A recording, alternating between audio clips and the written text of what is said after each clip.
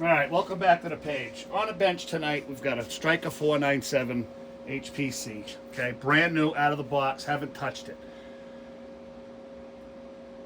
I'm going to show you what they look like right fresh out of the box, okay? Not horrible, but not good. They come detuned, okay?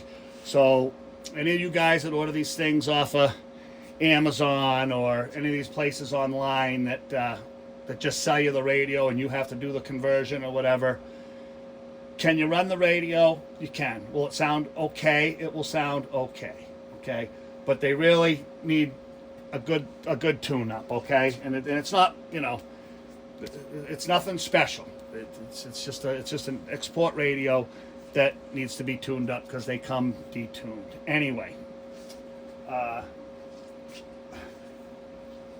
really hate to bring this up, but I'm going to bring it up anyway, and I know some of you, you know, are going to say, avoid it, don't mention it. Well, I can't help myself because it's a joke, okay?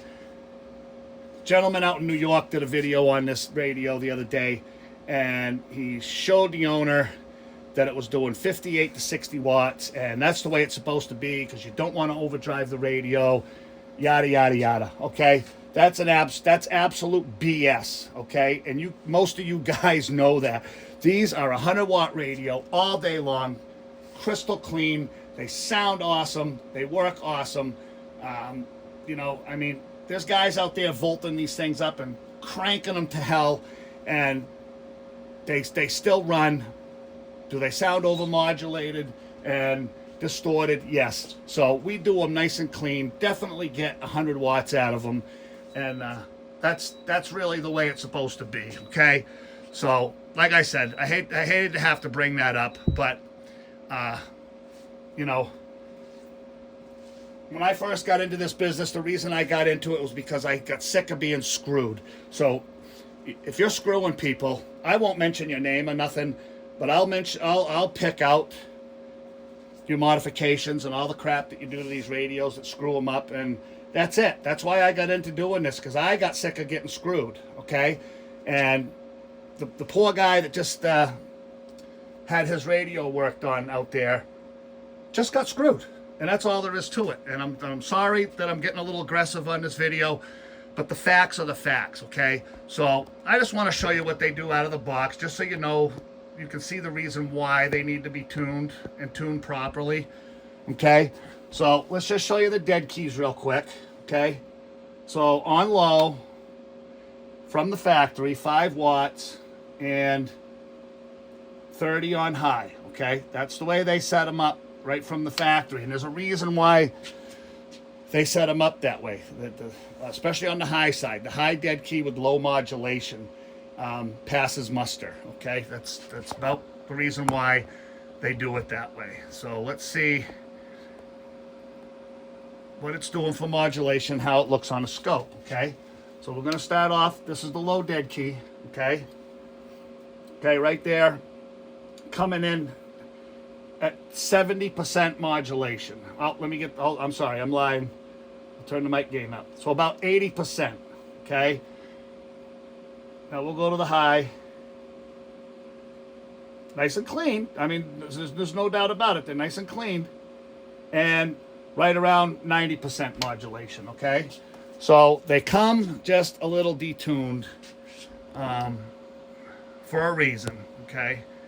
A lot of you guys know the reason, and I'm not gonna get into that. Let's just see what it's swinging, okay? Get my fat head in the way again, as usual, okay?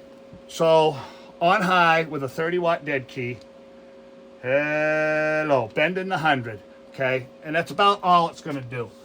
We're gonna be on a 250 scale, so the top scale, 10 being 100, okay?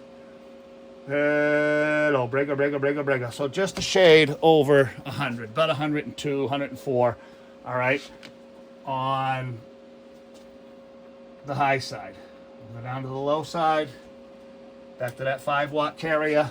We're going to go back to the 50-watt scale, which is going to be the center, the center scale on the meter.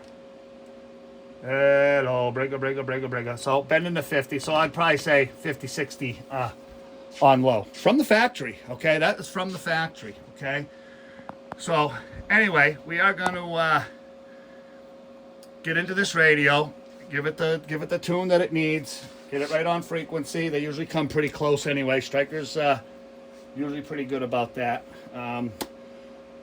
We'll just check the FM deviation. The FM deviation is usually spot on. Receives always pretty good, so there's probably no need of even touching any of that.